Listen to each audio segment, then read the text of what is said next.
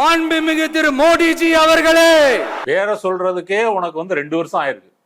2 வருஷம் யோசிச்சு வந்து சொல்லலாமா வேணாமா ஏதாவது ஆயிருமா அப்படின்னு பயந்து போய் நீ வந்து சொல்லியிருக்கிற.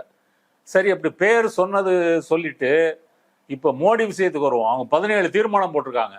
அந்த 17 தீர்மானத்துல ஒன்றிய அரசை கண்டித்து, ஒன்றிய அரசை எதிர்த்து, ஒன்றிய அரசினுடைய பாசிச அடக்குமுறையை கண்டித்து ஏதாவது ஒரு தீர்மானம் இருக்குதா? இதை செய்ய வேண்டும், அதை செய்ய வேண்டும், இப்படிதான் வந்து இருக்கே தவிர அவரு பாரதிய ஜனதாவை வந்து எதிர்ப்பதாக இல்லை, எதிர்க்கவும் வந்து இல்லை. இப்போ டீலிமிட்டேஷனுக்காக சென்னையில் வந்து தென்னிந்திய முதல்வர்கள், பஞ்சாப் முதல்வர் இவர்கள்லாம் வச்சு ஸ்டாலின் வந்து ஒரு கூட்டம் நடத்தினார். இந்த கூட்டம் நடத்தினது பிறகும் சரி, அதற்கு முன்னாடி வந்து மும்மொழி கொள்கை, இந்தி திணிப்பு, இது பற்றி வந்து தேசிய ஊடகங்கள்ல 2 மாதங்கள் விவாதங்கள் நடந்த போதும் சரி, பாரதிய ஜனதா திமுக மேல வந்து கொலவெறியில இருக்கு. இந்தியா முழுக்க வந்து எதிர்கட்சிகளை அணிதிரட்டுகின்ற ஒரு நரேட்டிவ் வந்து செட் பண்ணிட்டாங்க.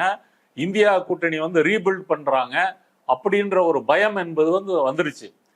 2029 பாராளுமன்ற தேர்தல் தான் முக்கியம், 26 சட்டமன்ற தேர்தல் நமக்கு முக்கியம் இல்லை என்று நினைத்த பாரதிய ஜனதா ஸ்டாலினுடைய திமுகவினுடைய இந்த முயற்சியை கண்டு அச்சமடைந்து இவர்கள் பிஜேபிக்கு மாற்றாக ஒரு அணியை உருவாக்கி விடுவார்கள் என்ற பயத்தில் தான் இப்போ சட்டமன்ற தேர்தலில் எடப்பாடியை கூப்பிட்டு வச்சு கொஞ்சி குழாவி 2 மணி நேரம் பேசி அமித்ஷா வந்து திரும்ப வந்து அனுப்பியிருக்கிறாரு.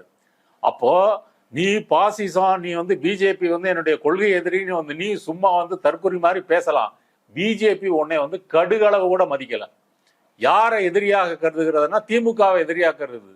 திமுக இந்த சட்டமன்ற தேர்தலில் தோற்க வேண்டும், திராவிட இயக்கம் மீண்டும் வந்து இங்க வந்துடக்கூடாது, இந்த திராவிட மாடல் ஆட்சி என்பது தமிழ்நாட்டோடு முடிய போறதல்ல, அது இந்தியா முழுவதும் ஒரு நரேட்டிவ் செட் பண்ணி இந்துத்துவாவுக்கு மாற்றாக வந்து ஒரு இதை உருவாக்கும் அப்படின்னு அவன் பயப்படுறான். அவனே உன்னை ரவுடின்னு வந்து நம்பல, உன்னை கருதல, உன்னை பேசல.